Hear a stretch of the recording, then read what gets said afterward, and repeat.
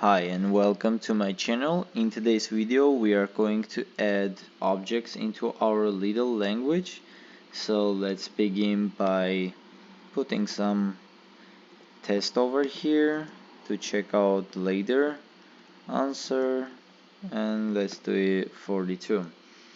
Okay, we need to add to our tokenizer symbols that we are going to use in our object notation. So we are going to do curly braces and also a colon sign, and we are pretty much done with it.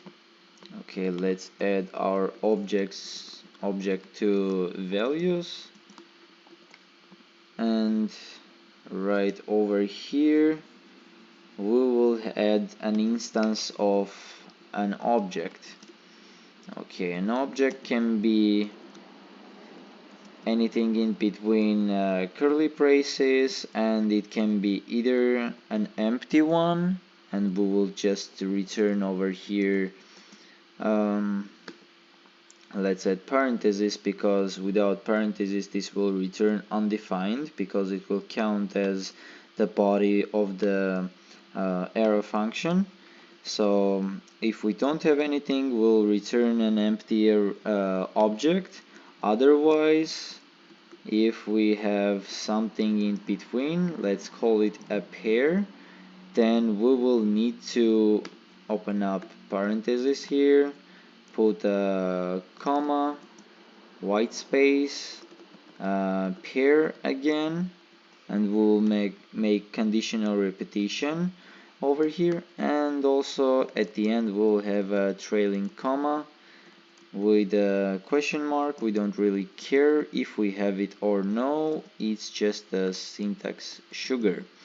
So we will have extract object function here, and we'll pass everything to it. We'll create it in a short while.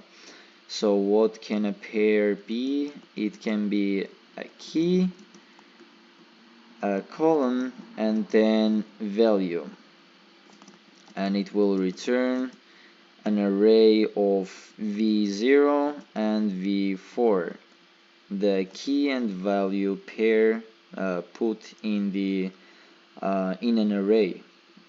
So let's create the instance for the key. Key can be a string, and we'll return the ID for it, or it can be an identifier, and we'll return ID for this one as well. It will automatically get the value out of it.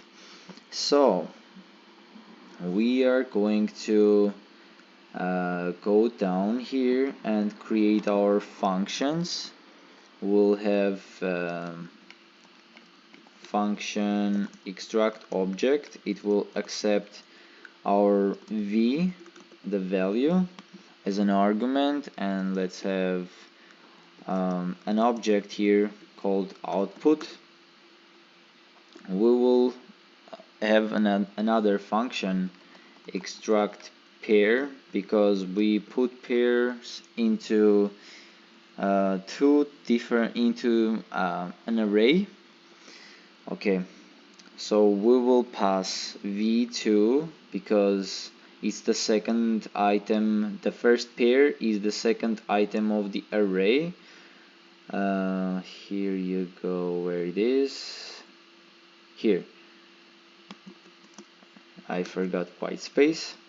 So 0, 1, 2, we are going to have it, and we will pass also conditional output object, output.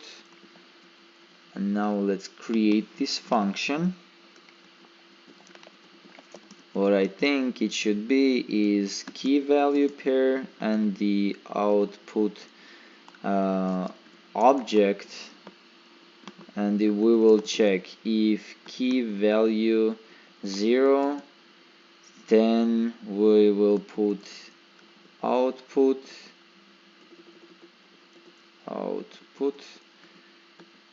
key value 0, so we get the key and we set the key value 1 to it, so we don't need to return anything to this function.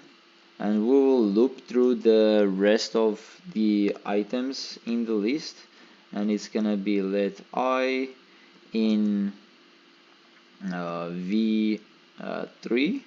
It's gonna be very identical to what we had with our arrays, and we will have extract pair v3 I 3 again, and we will have the second argument as the output object.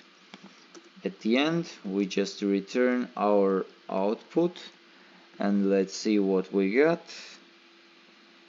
Here we go, it works. We can add array, for example here 0 1 2, and also an object which will contain, for example, key and value.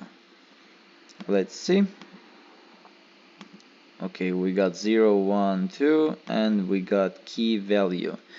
That was all for today. Thank you for watching, and I highly appreciate the support to my channel. Please like and comment, and I will see you in the next video.